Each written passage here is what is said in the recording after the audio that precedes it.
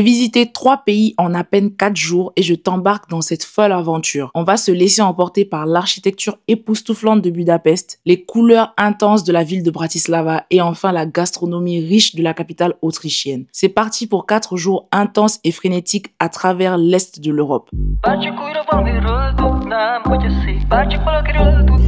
MDR. J'ai cru que j'allais jamais prendre ce vol-là parce que j'ai oublié de faire mon enregistrement en ligne et comme j'avais pas de bagage, je dirigeais directement vers la porte, sauf que j'avais pas de ticket. Et comme j'aime trop jouer avec le temps quand j'ai pas de bagage à enregistrer, je suis arrivée au comptoir bagage. Il restait 7 minutes avant la fin du boarding. J'ai quand même eu mon ticket. Et après, il fallait que je cours parce que l'embarquement était en train de se terminer. Et évidemment, c'est toujours les moments où je suis en retard que ma porte d'embarquement est la dernière porte. Il faut traverser la vallée de l'enfer, tout l'aéroport et tout pour aller. Donc bref, finalement, je suis arrivée et j'ai eu la bonne surprise de découvrir que je suis placée au premier rang. Donc j'ai de la place pour mes pieds de ouf. J'ai même pas choisi ma place, c'était une place attribuée au hasard. Quand on vous dit que Dieu est grand et de croire au plan de Dieu là, c'est ça qui est là comme ça. Certes, ces plans ne vont pas toujours te plaire parce que j'étais en stress de rater mon vol. Mais c'est pas moi qui suis assise devant là.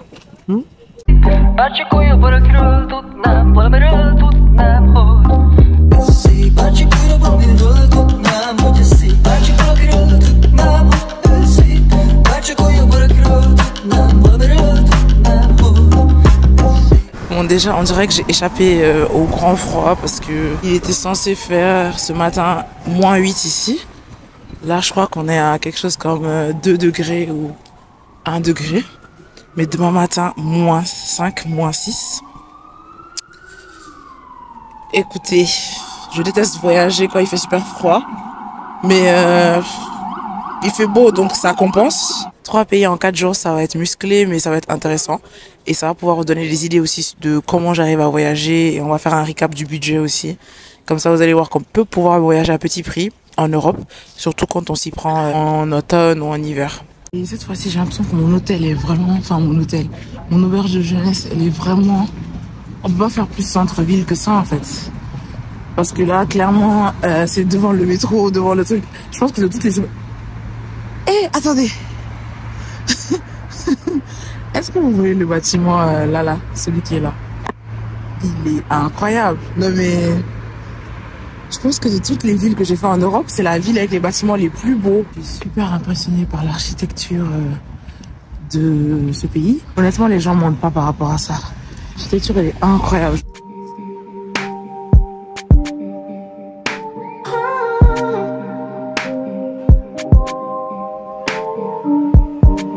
Sorti pour manger.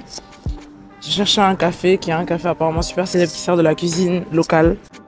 Si tu souhaites en savoir plus sur tous les restaurants que j'ai testés lors de ce voyage, je te laisse le nom de ma page YouTube Que le Ventre où tu retrouveras un vlog de tous les restaurants que j'ai fait dans quelques jours.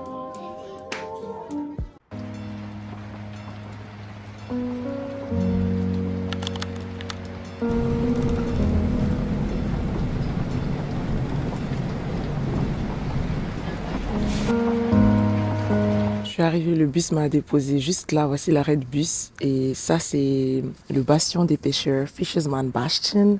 Franchement, je suis amoureuse de Budapest, c'est trop beau. Franchement, c'est magnifique. Je regrette de ne même pas avoir pris mon trépied parce que je pensais qu'il y allait avoir beaucoup de monde alors qu'il y a quasiment personne. C'est l'hiver, il fait trop froid, il fait -8. C'est trop beau.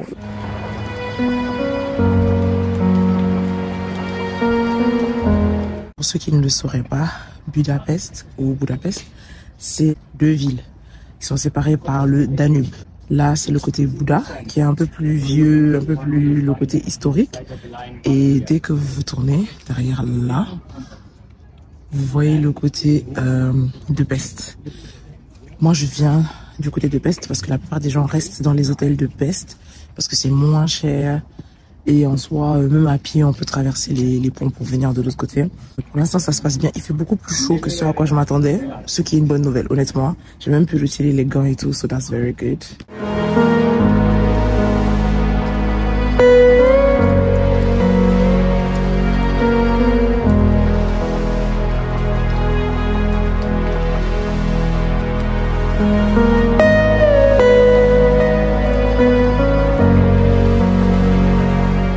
les gens qui seraient intéressés par le fait de venir à Budapest pendant l'hiver, c'est-à-dire jusqu'à à peu près fin mars, entre début novembre et fin mars à peu près, soyez conscients qu'il fait très très froid. Donc il fait plus froid que dans des villes comme Paris et Londres. Il fait vraiment très très très très froid. Il fait souvent beau par contre, surtout à partir du mois de février, mais par contre il fait super froid quoi. Là on a commencé à moins 8 degrés. Là on est à moins 3, mais moi mes mains ne coopèrent pas. Le reste de mon corps ça va, mais mes mains ne coopèrent vraiment pas là. Donc c'est pas du tout agréable. Là je suis juste derrière le bastion des pêcheurs, parce qu'en fait c'est un endroit où les gens habitent.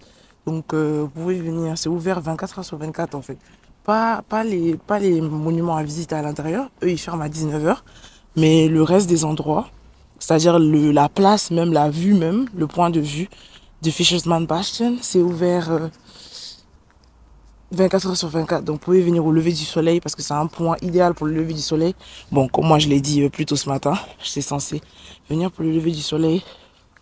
Ce qui s'est passé, c'est passé, je sais pas. Mystère et boule de gomme. Est-ce que mon réveil n'a pas sonné ou est-ce que c'est moi-même qui n'ai pas compris l'un dans l'autre? C'est ça. Il y a une vue panoramique sur la ville, donc juste derrière Fisherman's Bastion. Et c'est trop trop beau. J'ai perdu l'habitude de commenter tout ce que je fais. Là, je me dirige vers Buda Castle, mais c'est super beau. Les bâtiments ont tous des couleurs différentes plutôt, en français. Pour les gens qui sont intéressés par suivre mes aventures en voyage, avoir beaucoup plus d'astuces et voilà, pour apprendre à voyager tout seul à petit prix. Je vous conseille de venir me suivre sur TikTok et sur Instagram, c'est @gm, donc GM en français, GM Journeys. Cette année, je me promets vraiment, pour de vrai, comparé aux autres années, que je vais beaucoup plus faire de vlogs, parce que comme j'ai dit, c'est mon format préféré au final. Et YouTube, je pense que c'est la plateforme où c'est le plus facile de s'exprimer. C'est moins prise de tête que les autres plateformes.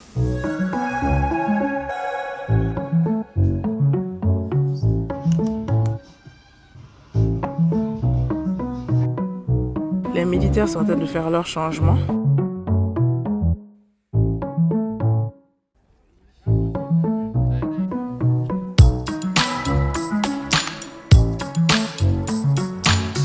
J'ai arrêté un peu. J'étais en train de discuter avec une fille qui vient des États-Unis. Et c'est la première fois qu'elle vient en Europe. Et donc on discutait un peu, etc. C'était super intéressant. Donc parfois dans mon programme de voyage, je suis parfois retardée parce que je m'arrête pour discuter avec des gens, pour échanger avec des gens. Et c'est la chose que j'aime le plus en voyage, actually. Une ville peut être nulle ou pas intéressante. Si je croise des gens qui sont super intéressants, qui sont gentils avec moi, ça peut devenir mon top 5 parmi les pays que j'ai fait. Et la plupart des pays que j'aime bien, c'est lié à ça, la nourriture et les gens. Le reste, c'est pas grave. Je pense qu'on a un des bancs les plus longs du monde.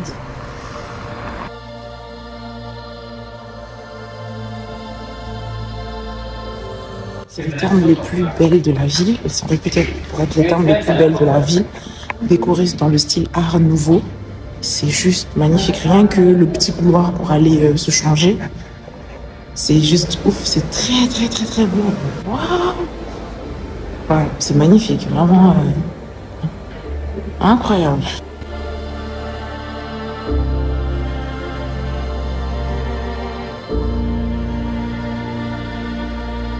Je viens de finir. J'ai passé à peu près 1h45 au terme. C'était vraiment trop bien. C'est ma première fois au terme de toute ma vie. C'était super bien, super relaxant. C'est réputé pour pouvoir réduire le stress, l'anxiété et juste relaxer la personne. Et ça a des bienfaits aussi sur la peau. On verra, mais en tout cas c'était super bien. L'eau est entre 36 et 40 degrés.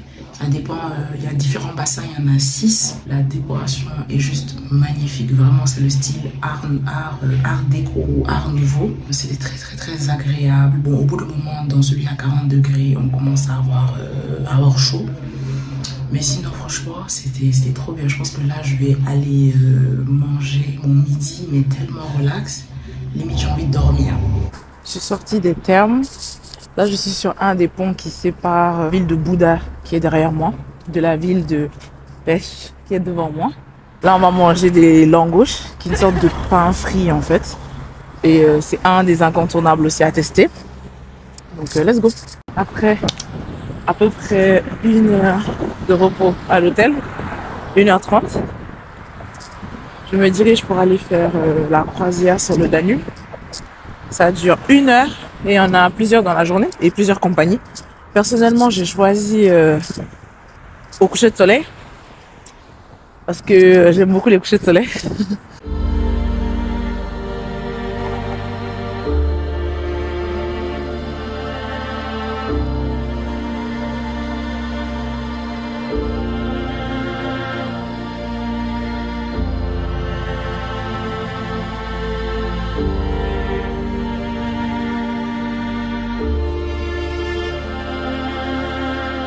J'ai fini le cruise, la croisière en bateau, petite croisière.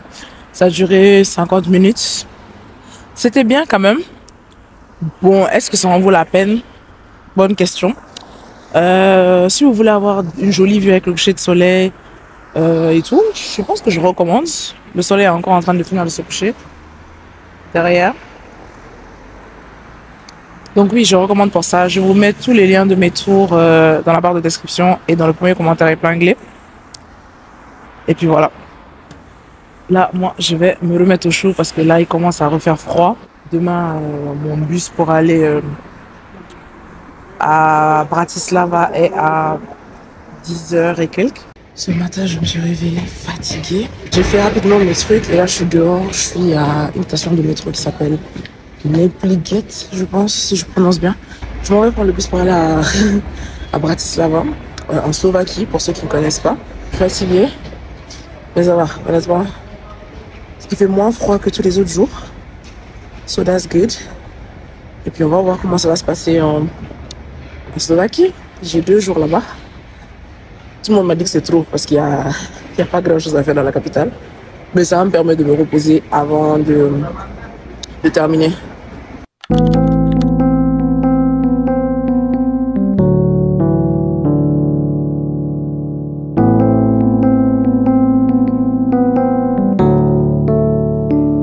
Arrivé à Bratislava, j'ai eu un peu de mal à me retrouver. Je crois que Google, il est complètement perdu et tout, mais bon, bref. C'est vraiment un changement d'ambiance entre la déco très art nouveau de Budapest et ici où il y a beaucoup de bâtiments, on va dire un peu plus modernes, mais anciens aussi, et beaucoup de tags sur les bâtiments.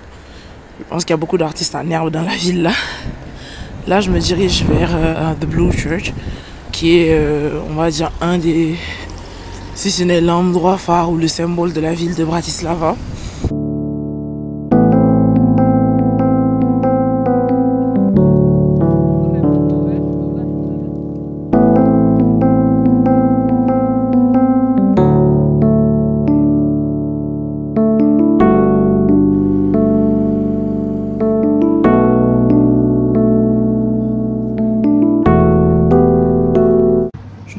Dans ce restaurant par hasard, mais aussi bien la déco qui est magnifique. Les plats sont super bons. Donc là, je suis sortie juste pour venir acheter des petites crêpes dans un magasin qui est très réputé et connu par les locaux. Et les locaux, ils aiment bien manger là-bas. Donc je pense que quand un endroit est un endroit où les locaux aiment bien manger en général, ça veut dire que c'est un bon endroit. Par contre, je pense que la Slovaquie est exactement comme la Hongrie. C'est-à-dire que ce que tu achètes, même, c'est-à-dire là, j'étais dans un supermarché, j'ai pris de l'eau. L'eau était à 79 centimes. Et là, au moment de payer, je vois qu'elle me donne 5 centimes de monnaie. Je me suis demandé, mais qu'est-ce qui se passe? Ils ont récupéré 15 centimes de plus en TVA. En gros, c'est un peu comme au Canada ou dans d'autres pays où la TVA n'est pas écrite directement sur les produits. Il faut une fois passer en caisse, que ce soit au restaurant, etc., pour avoir la TVA. Donc j'espère que vous serez au courant de ça maintenant grâce à ce vlog que, en tout cas dans ces 2 pays-là, la TVA n'est pas écrite sur les prix au restaurant ou sur les prix dans les supermarchés.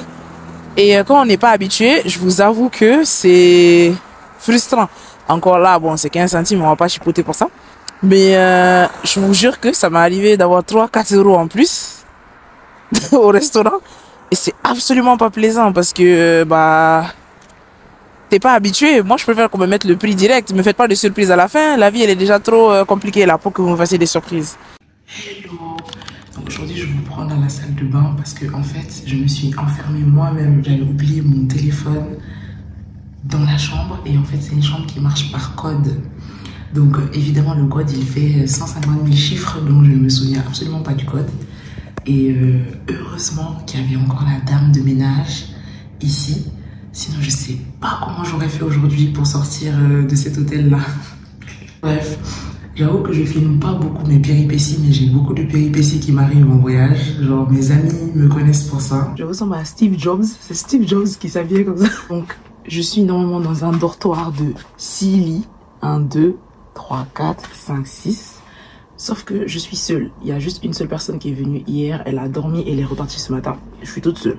Donc ça, c'est une astuce aussi parfois. Voyager en saison basse pour pouvoir profiter d'endroits qui sont normalement des endroits déjà pas chers. Parce que les dortoirs, ce qu'on appelle hostel en anglais, sont déjà pas chers ou peu chers.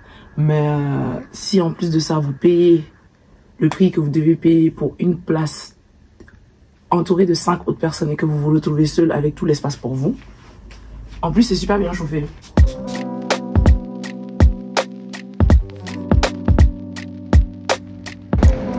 Du soleil pour que je me sente bien. Il faut juste ça pour que je me sente bien dans la vie. Là, j'ai 20 minutes à pied, mais vous voyez, je souris parce que il fait beau. Il fait beau. L'hiver, quand il fait beau, on est content.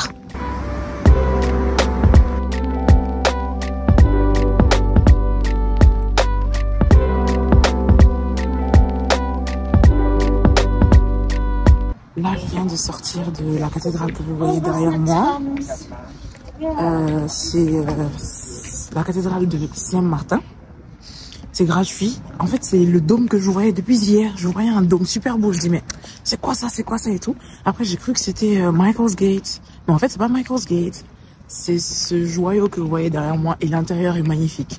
Bon, il y avait des gens qui priaient, donc j'ai pas trop duré. Et en plus, je m'en vais pour le coucher de soleil. Faut pas que je le loupe. Mais c'est très beau.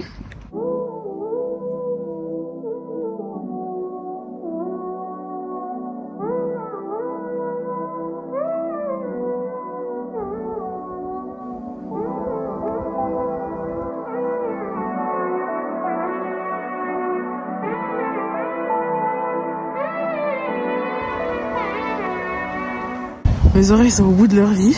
Je sais pas ce qui se passe. J'ai très mal aux oreilles. Je pense que le vent, je supporte pas du tout. Mais bon, bref. Point de vue, il est incroyable. Il y a le château juste derrière moi, là. Il y a le coucher de soleil par là. Donc, il y a tout le monde qui est réuni. Bon, ça se voit, hein, il y a le soleil sur mon visage. Et on a une vue de ouf sur le Danube derrière. C'est magnifique. Franchement, c'est incroyable. Waouh, trop beau.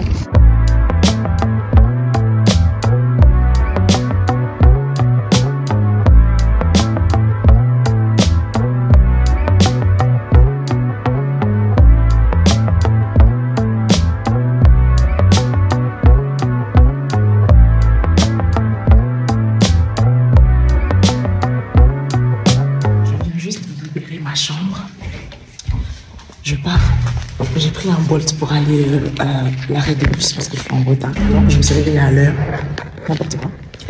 Et en fait, j'avais pas expliqué ça, mais une autre péripétie, en réservant mon dortoir, je me suis trompée. Au lieu de prendre un dortoir féminin, j'ai pris un dortoir mixte. Bon. En soi, ça n'a posé aucun problème parce qu'il y a juste une seule personne qui est venue la première nuit. Elle a juste dormi, elle est repartie le lendemain.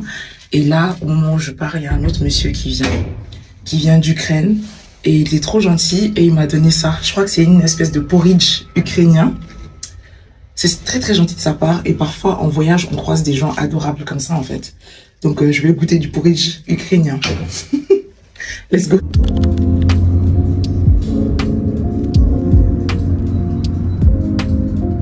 J'ai passé littéralement 2 jours ici. Je me suis bien reposée et tout. Je m'en vais vers ma nouvelle destination. Ça fait 7 ans que j'ai quitté ce pays-là. Je l'avais déjà visité il y a 7 ans, pendant la période de Noël, et c'était absolument magnifique pendant la période de Noël. Et là, j'y retourne vraiment pour une seule journée. parce que c'est à partir de là-bas que je dois prendre mon vol en fait. Voici mon bus là.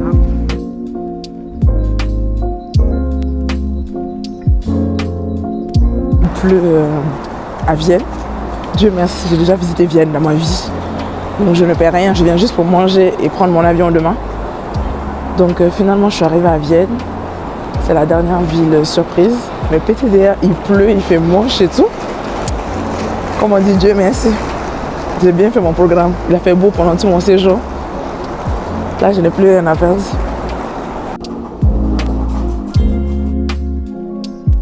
C'était pas du tout prévu que j'atterrisse ici. J'avais ça dans ma liste des choses à faire, mais c'était absolument pas prévu. Et guess what? En fait, l'arrêt de métro que Google m'a conseillé pour le restaurant où je pars, et littéralement, la sortie c'est là. Je sais pas si c'est gratuit ou pas, je vais voir.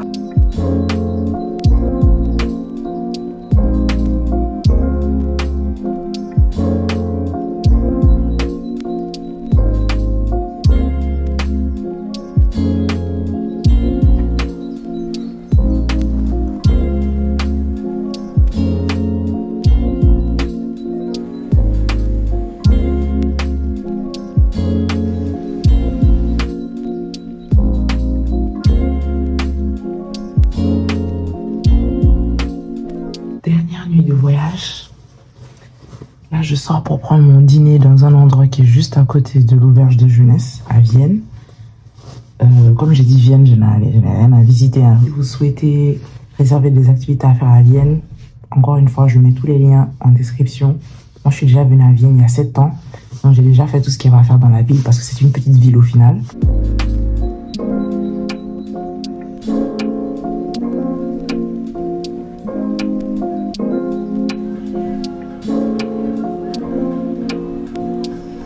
Il est temps de faire le total des dépenses pour ces 4 jours que j'ai passés à travers 3 pays. Il est important de noter que ce budget peut changer selon le mois et la saison touristique pendant laquelle vous voyagez. Moi, je voyage en hiver, qui est considéré comme la saison basse en Europe. Tout d'abord, pour les vols aller, Paris-Budapest et retour Vienne-Paris, j'ai dépensé un total de 84 €. Ensuite, pour 2 jours à Budapest, j'ai dépensé 7,66 € pour les transports, 46,20 € pour les repas, 24,64 € pour 2 nuits dans une auberge de jeunesse et 57 € pour les activités, ce qui nous fait un total de 135,50 €. Ensuite, pour 1 jour et demi à Bratislava, j'ai dépensé seulement 16,48 € pour les transports car j'ai quasiment tout fait à pied, 48 € pour les repas et un prix incroyable de seulement 16 € pour 2 nuits dans une auberge de jeunesse, sachant que les 2 nuits m'ont coûté 9 € mais que je devais payer 7 € de taxes touristiques qui est fixée par la ville. Je tiens à préciser que j'ai bénéficié d'une réduction grâce à mes avantages Genius sur Booking.com, c'est pour ça que j'ai payé seulement 9 € pour 2 nuits d'hôtel. Pour les activités, je n'ai absolument rien payé à Bratislava, tout ce que j'ai fait était complètement gratuit, ce qui nous fait un total de 80,48 € pour 1 jour et demi dans la capitale de la Slovaquie. Enfin, pour une nuit à Vienne, j'ai dépensé 45,20 € pour la nourriture. J'avoue, j'ai abusé, j'étais là-bas que pour ça en vrai. J'ai dépensé 9,30 € pour les transports et j'ai dépensé 22 € pour une nuit dans une auberge de jeunesse, ce qui nous fait un total de 76,50 €. Maintenant, pour le total global, vous pouvez voir que j'ai dépensé 84 € pour les vols, 33,44 € pour les transports, 139,40 € pour les repas. Pour les logements, j'ai payé 62,64 € et pour les activités, 57 €. À cela, on ajoute 17 € pour la navette de l'aéroport de Beauvais et ça nous fait un total de 393,48 € pour 5 nuits et 4 jours dans 3 pays européens. Alors que penses-tu de mon budget? Dis-le moi en commentaire. J'aurais pu largement diminuer les dépenses liées au repas et j'aurais facilement été à 300 € au lieu de quasiment 400. Mais je voulais me faire plaisir, c'était l'hiver, fallait que je me réchauffe et honnêtement, je sais que Vienne est une très bonne ville pour manger, donc là-bas, je me suis vraiment lâchée. Et j'ai pas forcément choisi les restaurants les moins chers lors de ce voyage. Je suis prête à partir. Je vais juste avoir mon déjeuner tout à l'heure vers 12h, 13h et ensuite je pars à l'aéroport. C'est la fin de ce vlog où on a visité 3 pays en quasiment 5 jours. Si vous voulez suivre mes aventures plus en détail, je vous laisse tous mes réseaux sociaux ici. J'ai un compte foot et un compte voyage. Et il y a un qui est plus en anglais et l'autre plus en français ou un mix des deux. Si vous voulez suivre une autre vidéo, un autre vlog de moi, j'en ai plein que je vous mets dans le ici. Abonne-toi. Bye.